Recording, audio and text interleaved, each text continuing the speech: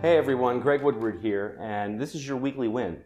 This one's about how to increase your email open rates and how to stand out to your prospect's subconscious mind with your emails.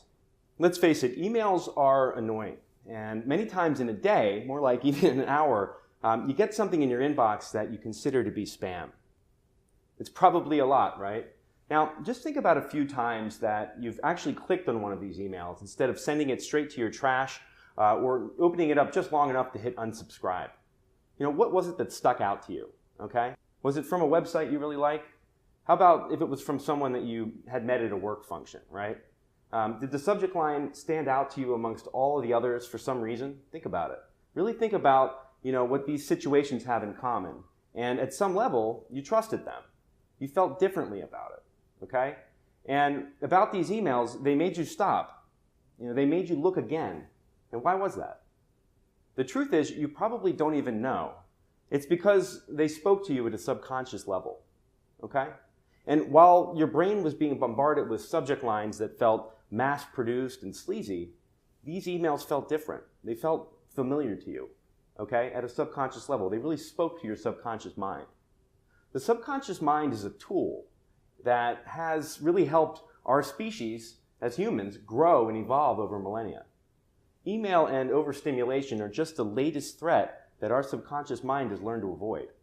And as a sales rep, email is one of the most effective tools in your arsenal, and it really allows us to reach more people in less time.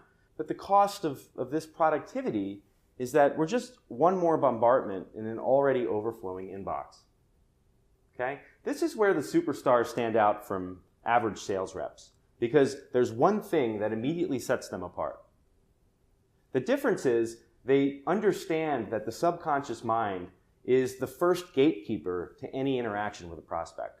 Before a prospect even knows why they're clicking on one of your emails versus another, their subconscious has already made a decision without even hesitating. It's this understanding that removes the guesswork from cold emailing and allows us to truly prospect, okay? And what if you knew that your prospects would open your emails before they did? What if you knew how to build this kind of a trust up front? What if you knew how to tell them in one line how you're different?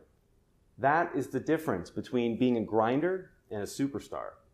The subconscious mind is a beautiful thing. It acts as a gatekeeper or an internal alarm, if you will. See, when you see a snake in the grass, it tells your body to jump out of the way, even before you realize what you're actually looking at. It also tells you don't click on that email that says a prince from a different continent wants to give you $1 million. So let's talk about how to avoid setting off these bells, these alarm bells, and how to avoid being sent to a trash folder right alongside that prince. The first thing you need to do is feel, look, and sound familiar to your prospect. Make them comfortable without them even knowing that that's what you're doing. Now, many common sales tactics will tell you to introduce yourself and your product to build this kind of familiarity. But in this day and age, with mass-produced spam marketing and all these other things, this kind of approach gets lost in the email form, and it doesn't stand out as different anymore, okay? Instead, try something like this. Just an example. Title your email, question, all lowercase, one word. To a prospect, question looks very different in an inbox full of subject lines like our biggest sale of the year, or are you breaking up with me? I've tried to reach you, or I just called you. Where were you? These are the kinds of subject lines that they're used to seeing, and they assume immediately, subconsciously, that this is a marketing email to them. They're not being approached, they're being marketed to, okay? Question, as a subject line, feels like it's coming from someone that they might know, or someone who's just looking for an answer from them specifically. Automatically, this makes the prospect feel like your email is coming from someone familiar, and that's a key word here, familiar. It also makes them feel important, like an authority or someone who has the answers to questions, okay? It triggers a little bit of intrigue as well because subconsciously, they want to know what the question is. And it builds rapport because you've trusted them enough to ask a question, and therefore they trust you at some level in return.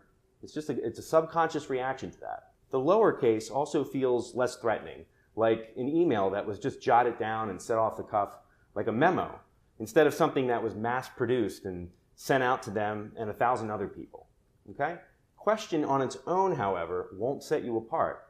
The true magic happens when a subject line that feels familiar like this is then paired with a first line, which you can see in the inbox view, that's crafted to specifically resonate with the person reading the email. Okay? So they feel familiar with you already by this time because of question based on the subject. But the real affiliation happens, and that part is built when the familiarity is then backed up immediately in the first line. For example, question. Hi Frank, I saw your keynote at CES last week. Frank now knows that this email isn't spam. This is something different. This is something that he has some level of trust with. It's coming from someone who's taken the time to know something about him, and it's asking him a question. So Frank now wants to know more, which means you've just done the near impossible. You've stood out amongst a cluttered inbox, you've resonated, and most importantly, you've just gotten past Frank's gatekeeper, his subconscious mind.